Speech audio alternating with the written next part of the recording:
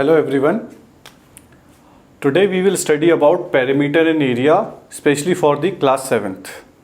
तो class 7th के हिसाब से हम इसको स्टार्ट करेंगे और देखते हैं फिर इसमें क्या क्या दे रखा है। सबसे पहले हम देख लेते हैं what is the meaning of perimeter. देखिए पेरीमीटर का सिंपल सा मतलब होता है सम ऑफ ऑल साइड्स। अब देखिए साइड्स ऑफ विच शेप, तो आपको जो भी शेप गिवन है, जैसे आपको ट्राइंगल गिवन है, स्क्वायर गिवन है, रेक्टेंगल गिवन है या कोई अदर फिगर गिवन है, अगर आपको उसकी साइड दे रखी है और उन साइड को अगर आप ऐड कर देंगे तो आपके पास उस फिगर का पेरीमीटर आ जाएगा। ठीक है, तो ये आपका पेरीमीटर होता है। पेरीमीटर में हमें ये एक चीज़ और याद रखनी पड़ेगी, पेरीमीटर में हम जब यूनिट लिखेंगे तो यूनिट सिंपल लिखते हैं। जैसे सेंटीमीटर दे रखी है तो मीटर आएगी, या फिर मीटर दे रखी है तो मीटर आएगी, या किलोमीटर दे रखी है किलोमीटर आएगा। यही चीज़ अगर एरिया को समझे तो एरिया होता है जो आपके पास रीजन दे रखा है, जो साइडेड ने जो साइड दे रखी है, साइड के अंदर जो पार्ट दे रखा है, जैसे ये मैं आपको शेडेड पोर्शन करके दिखा रहा हूँ, इस पार्ट को एरिया कहा जाता है। ठीक है, ये जैसे आप शेप मान सकते हैं रेक्टेंगल। अगर ट्राइंगल की बात करें तो ट्राइंगल के 3 साइड होती है, तो ये देखिए ये शेप आपका एरिया हो जाएगा।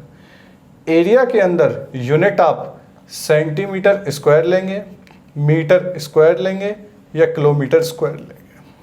आपको ये इंपॉर्टेंट चीज़ याद रखनी पड़ेगी, क्योंकि हम जब न्यूमेरिकल करेंगे तो हम यूनिट्स को उसी के फॉर्म में लिखा करेंगे। जब हमें पेरीमीटर निकालना है तो सिंपल यूनिट लिखनी है, एरिया निकालना है किसी शेप का तो मीटर स्क्वायर या centimetre square.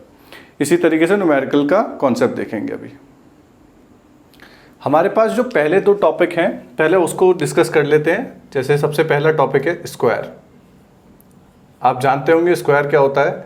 Square 4 sided figure होता है जिसकी सारी साइड क्या होती हैं, इक्वल होती हैं। ठीक है, तो इसमें हम पहले पेरीमीटर का फॉर्मूला देखते हैं। स्क्वायर के अंदर पेरीमीटर का फॉर्मूला क्या होता है, देखिए पेरीमीटर ऑफ स्क्वायर 4 साइडेड है और स्क्वायर की सारी साइड इक्वल होती हैं, तो फॉर्मूला हो जाएगा 4 इंटू साइड।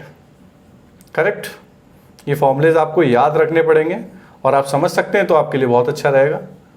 एरिया क्या होता है, देखिए साइड उसकी गिवन है और साइड से साइड का मल्टीप्लाई कर देंगे, ये इसका एरिया आ जाएगा।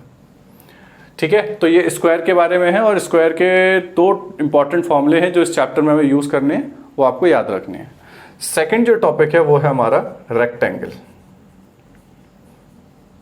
रेक्टेंगल क्या होता है, रेक्टेंगल होता है 4 साइडेड फिगर, लेकिन इसमें सिर्फ अपोजिट साइड इक्वल होती हैं। ये वाली साइड इसके इक्वल, ये वाली साइड इसके इक्वल। एंगल्स 90 डिग्री होते ही हैं, रेक्टेंगल के भी और स्क्वायर के भी। बस ये ध्यान रखना है आपको, स्क्वायर में सारी side equal, rectangle opposite side equal. इसी तरीके से इसका पेरीमीटर का फॉर्मूला क्या होगा वो देख लेते हैं।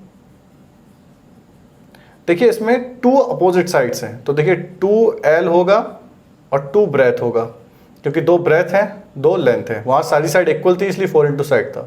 आप इसमें से 2 कॉमन लेंगे तो फॉर्मूला बनेगा 2L + B, ये याद रखना है। और रेक्टेंगल में एरिया निकालने का फॉर्मूला जो होता है वो होता है लेंथ मल्टीप्लाई बाय ब्रेथ। तो ये आपके इंपॉर्टेंट फॉर्मूलेज हैं स्क्वायर और रेक्टेंगल को लेके बात करें। वैसे हम थर्ड टॉपिक भी देख लेते हैं। थर्ड टॉपिक हमारा रहेगा ट्राइंगल।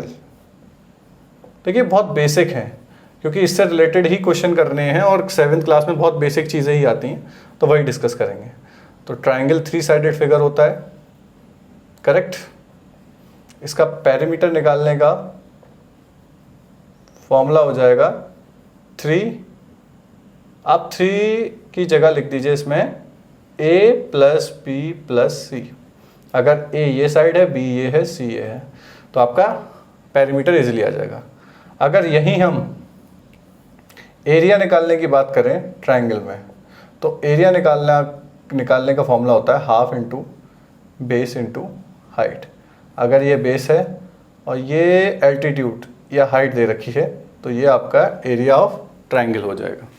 ठीक है, ये बहुत बेसिक चीज़ें हैं जो हमें इन चैप्टर में देखनी है और इससे रिलेटेड हम कुछ एग्जाम्पल्स अब डिस्कस कर लेते हैं।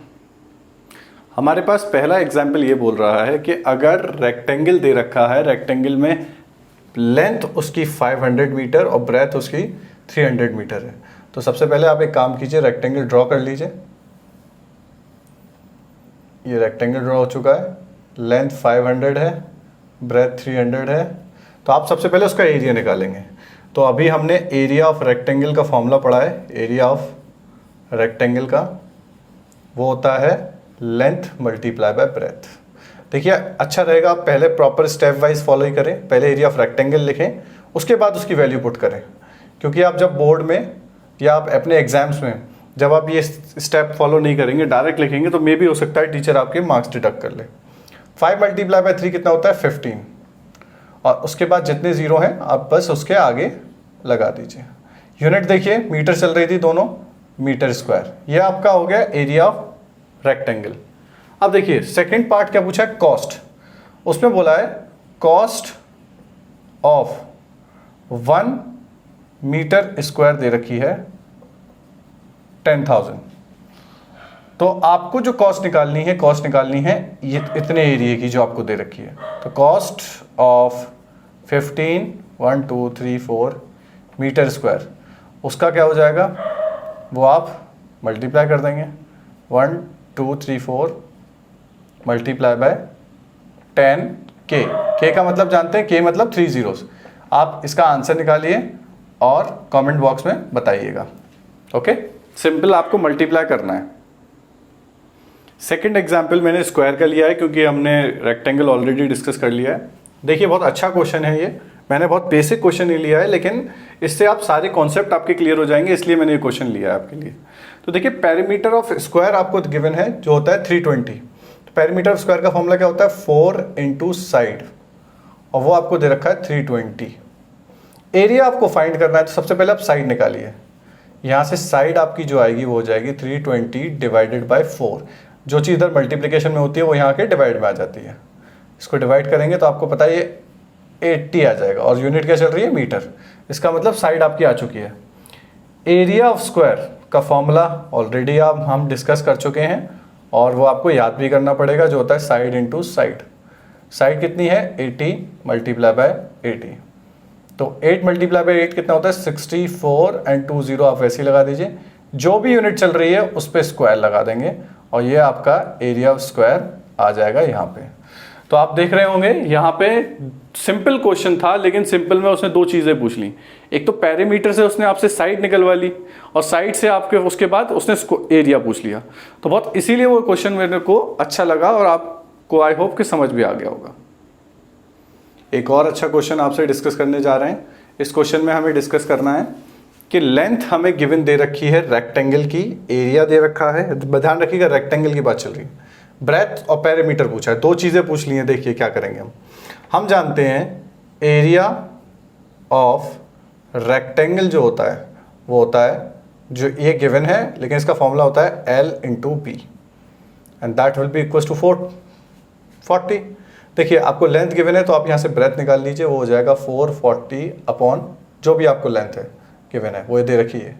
तो 11 से 2 टाइम 11 से ये 440, और ये 2 से अगेन कट करेंगे आप 20 मीटर आपके पास ब्रेथ आ जाएगी।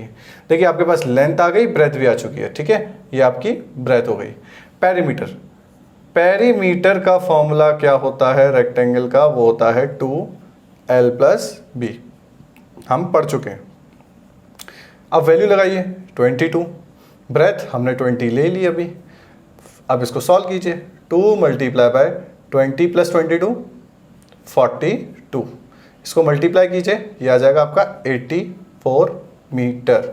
तो देखिए यहाँ आपका पेरीमीटर आ गया और यहाँ आपकी ब्रेथ आ गई, ठीक है। देखिए मैं इसलिए आपको दो दो चीज़ें करा रहा हूँ क्योंकि आप एक न्यूमेरिकल से दो कॉन्सेप्ट आपके क्लियर हो जाएंगे, तो आपको सारी चीज़ अच्छे से क्लियर हो जाएगी, और आपको दो डिफरेंट न्यूमेरिकल भी नहीं करने पड़ेंगे, एक न्यूमेरिकल से आपके दो कॉन्सेप्ट क्लियर हो जाएंगे।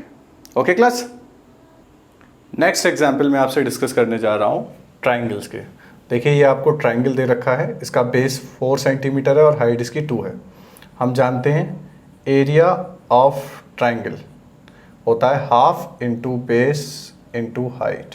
मैं डायरेक्ट एरिया की बात कर रहा हूँ अभी, तो ये हो जाएगा हाफ, बेस आपका 4 दे रखा है ये रहा, और हाइट आपकी 2 दे रखी है, तो 2 से 2 कट कर सकते हैं आप। देखिए 4 सेंटीमीटर स्क्वायर आपका एरिया ऑफ ट्राइंगल आ गया ये।